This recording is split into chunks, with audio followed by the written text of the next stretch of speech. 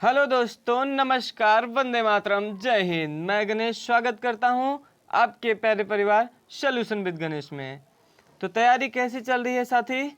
उम्मीद करता हूं अच्छी तैयारी चल रही होगी, शानदार चल रही होगी, ज़बरदस्त तैयारी चल रही होगी। क्लियर है साथी?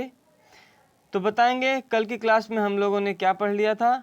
तो कल की क्लास में हम लोग मुगल साम्राज्य का आगाज़ कर दिए थे, यानी मुगल साम्राज्य की हम लोग शुरुआत कर दिए थे, जिसमें बाबर को हम लोग निपटा दिए थे। क्लियर है साथी? तो आज की क्लास में हम लोग पढ़ेंगे मुगल साम्राज्य के हुमायूं के बारे में। क्लियर है साथी? तो एक बार मैं आप लोगों से अनुरोध कर देना चाहता हूं, जो भी साथी अभी तक मेरे चैनल से नहीं जुड़े हैं, सॉल्यूशन विद गणेश से जुड़ जाएं, यानी सॉल्यूशन विद गणेश को सब्सक्राइब कर लें, बेल आइकन को प्रेस कर लें तथा सभी क्लासेस आप देख लीजिए। क्लियर है साथी? वीडियो अच्छी लगे तो लाइक का बटन ज़रूर दबाएं। आगे बढ़ते हैं साथी। आज की क्लास में हुमायूं के बारे में पढ़ेंगे, जो कि हुमायूं जो होता है मुगल साम्राज्य का दूसरा शासक, यानी दूसरा सम्राट, यानी दूसरा बादशाह होता है। क्लियर है साथियों?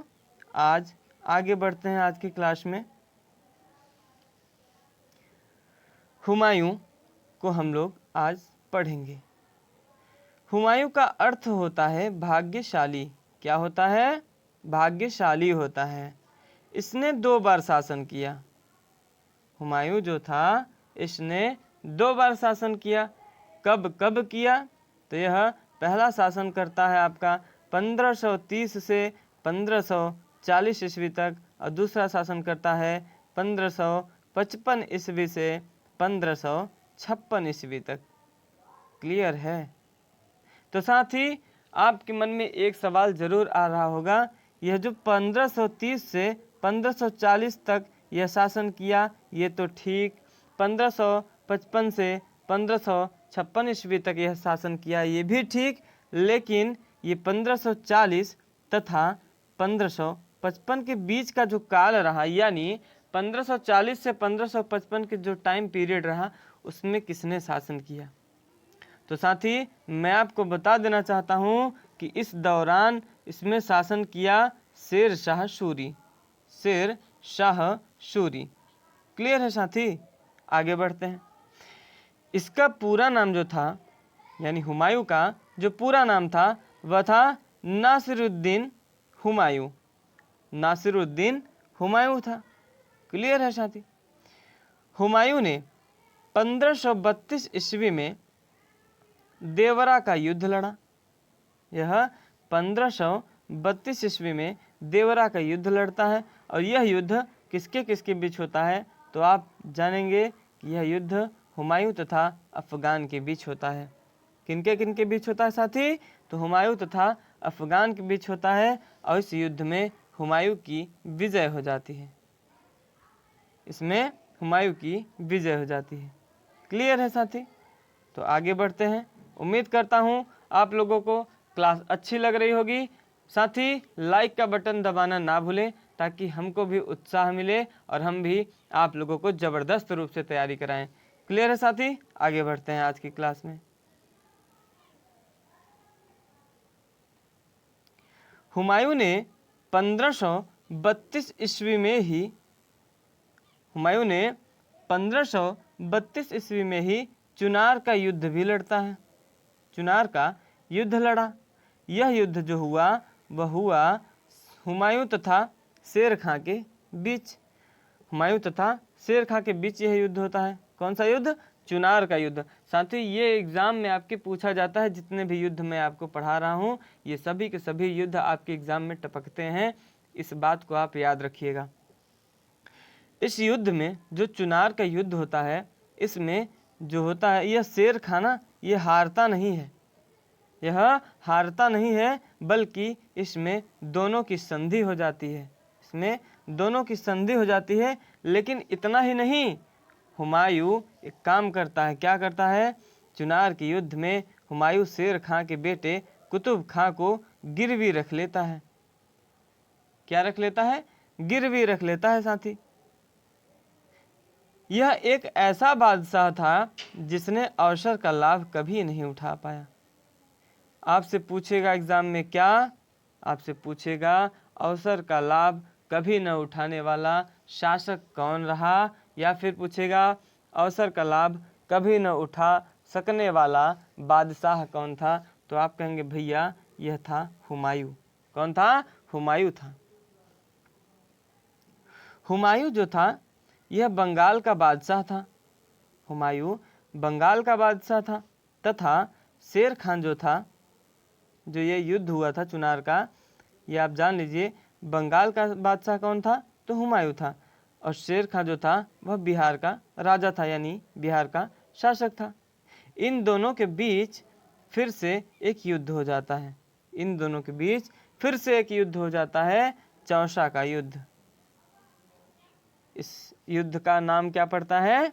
चौसा का युद्ध, और इस नाम से इसे जाना गया। क्लियर है साथी? आगे बढ़ते हैं। तो जो चौसा का युद्ध हुआ यह 1539 ईस्वी में हुआ। ये किसके किसके बीच हुआ? तो हुमायूं तथा शेर खान के बीच हुआ। क्लियर है साथी? इन दोनों के बीच में एक युद्ध और हुआ था, चुनार का युद्ध। कब हुआ था? 1532 ईस्वी में। ध्यान रहेगी बात, बिल्कुल ध्यान रहनी चाहिए। क्लियर है साथी? इस युद्ध में हुमायूं अपनी जान बचाकर कहाँ कूद जाता है? नदी में। अपनी जान बचाकर यह नदी में कूदता है साथी। इस बात को आप याद रखेंगे कि आपके एग्जाम में अगर पूछ लिया कि हुमायूं नदी में क्यों कूदा, तो आप कहेंगे अपनी जान बचाने के लिए। और किस युद्ध में पूछेगा किस युद्ध में, तो आप कहेंगे चौसा का युद्ध था। वर्ष 1539 ईस्वी में माह जून था। क्लियर है साथी? जब यह उस नदी में कूद जाता है तो उस नदी से हुमायूं को कौन बचाता है? तो निजाम भिश्ती बचाता है। निजाम भिश्ती बचाता है। इस कारण हुमायूं ने निजाम भिश्ती को एक दिन के लिए गद्दी सौंप दी थी। एक दिन के लिए गद्दी पर इसे बैठाया था। आपके एग्जाम में भी पूछा जाता है कि एक दिन के लिए मुगल साम्राज्य का बादशाह कौन बना था, तो आप कहेंगे निजाम भिश्ती बना था। और किसने बनाया था? तो हुमायूं ने बनाया था। इस बात को भी आप याद रखेंगे। क्लियर है? हुमायूं जब दिल्ली आया तब शेर खां अपने नाम से खान शब्द हटाकर शेर शाह सूरी कर लिया था। क्या कर लिया था साथी? तो यह खान शब्द हटाकर शेर शाह सूरी कर लिया था। अब इसके बारे में हम लोग आगे पढ़ते हैं। जब जून 1539 में चौसा का युद्ध हुआ था। क्लियर साथी? जून 1539 में चौसा का युद्ध हुआ था। और मई 1540 ईस्वी में बिलग्राम का युद्ध होता है, जिसे कन्नौज का युद्ध भी कहा जाता है। क्लियर है साथी? इसे कन्नौज का युद्ध भी कहा जाता है। यह युद्ध हुमायूं तथा शेर शाह सूरी के बीच हुआ। यह युद्ध जो हुआ यानी बिलग्राम का जो युद्ध हुआ, यह हुमायूं तथा शेर शाह सूरी के बीच हुआ, जिसमें शेर शाह सूरी जीत जाता है तथा हुमायूं हारता है। और हुमायूं जो होता है इस युद्ध से भागकर राजस्थान के राजा बीरसाल की रियासत में जाकर छुप जाता है। कहाँ चला जाता है साथी? तो यह भागकर राजस्थान के राजा, उसमें राजस्थान के राजा जो थे वीरसाल थे, उनकी रियासत में जाकर यह छुप जाता है। उम्मीद करता हूँ साथी आप लोगों को क्लास अच्छी लग रही होगी। यदि क्लास अच्छी लग रही हो तो साथी लाइक ज़रूर किया करिए, ताकि हमको भी मोटिवेशन मिले, हम आप लोगों को और अच्छे ढंग से और विधिवत ढंग से कंटेंट प्रोवाइड कर सकें, ताकि आप लोगों की तैयारी अच्छे ढंग से विधिवत ढंग से हो पाए। क्लियर है साथी? राजा बीरसाल जो था, यह राजा बीरसाल हुमायूं की गद्दी वापस दिलाने के लिए हुमायूं का भाई जो था हिंदाल, यह हिंदाल कौन था? हुमायूं का भाई था। यह हिंदाल के गुरु अकबर जामी के बाद उससे बात करता है, यानी अकबर जामी से बात करता है। क्या करता है? अकबर जामी का परिचय ईरान का शासक तहमास से था, इसलिए अकबर जामी से बात करना ज़रूरी था, क्योंकि अकबर जामी ईरान के शासक तहमास से मदद करवाता और इसकी मदद भी ज़रूरी थी। क्लियर है साथी? क्योंकि ईरान का शासक यह तहमास इसकी बहुत मदद करता है। आगे हम लोग पढ़ते हैं। अकबर जामी हुमायूं का विवाह जो है, अब अकबर जामी जो था उसने बोला भाई हम तो तुम्हारी मदद करेंगे, यानी हुमायूं की मदद वह करेगा, लेकिन किस शर्त पे करेगा कि भाई तुम मेरी पुत्री हमीदा बानो बेगम से विवाह कर लो। यानी अकबर जामी जो था हुमायूं का विवाह अपनी पुत्री हमीदा बानो बेगम से कर देता है। क्लियर है साथी? हमीदा बानो बेगम से कर देता है, जिसके गर्भ से, यानी हुमायूं तथा हमीदा बानो बेगम, इन दोनों का पुत्र कौन था इसके बारे में हम लोग पढ़ते हैं। हमीदा बानो बेगम के गर्भ से 1542 ईस्वी में अमरकोट में पुत्र का जन्म होता है। क्लियर है साथी? पुत्र का जन्म होता है और उस पुत्र का नाम होता है अकबर। क्या होता है?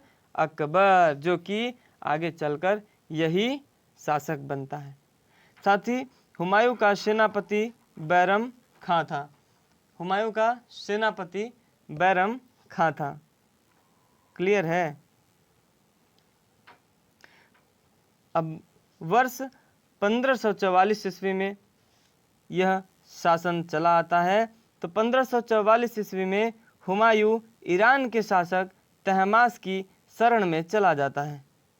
क्लियर है साथी? यह तहमास की शरण में चला जाता है एवं अपनी नई सेना का गठन करता है। यह अपनी नई सेना का गठन करता है, यानी नई सेना बनाता है। क्लियर है साथी? तो 1555 ईस्वी में हुमायूं तथा महमूद लोदी के बीच मच्छीवाड़ा का युद्ध होता है। कौन सा युद्ध होता है? मच्छीवाड़ा का युद्ध होता है। किसके किसके बीच? हुमायूं तथा महमूद लोदी के बीच। क्लियर है साथी? इसमें यानी इस युद्ध में हुमायूं की विजय हो जाती है। इस युद्ध में हुमायूं की विजय हो जाती है। अब आप पूछेंगे कि सर जी कौन था महमूद लोदी? तो हम आपको ज़रूर बताएंगे कि साथी महमूद लोदी जो था यह लोदी वंश के अंतिम शासक इब्राहिम लोदी का भाई था। कौन था? इब्राहिम लोदी का भाई था। तो उम्मीद करता हूँ साथी आप लोगों को क्लास समझ में आ रही होगी। आप लोग अपनी तैयारी अच्छे ढंग से कर रहे होंगे और आप लोग तैयारी अच्छे ढंग से करते ही रहें, इसलिए हम चाहते हैं हमारे चैनल को आप सब्सक्राइब करें, यानी सॉल्यूशन विद गणेश से जुड़ जाएं। चैनल को सब्सक्राइब करें और वीडियो देखें, अपनी तैयारी जम के करें। क्लियर है साथी? आगे बढ़ते हैं।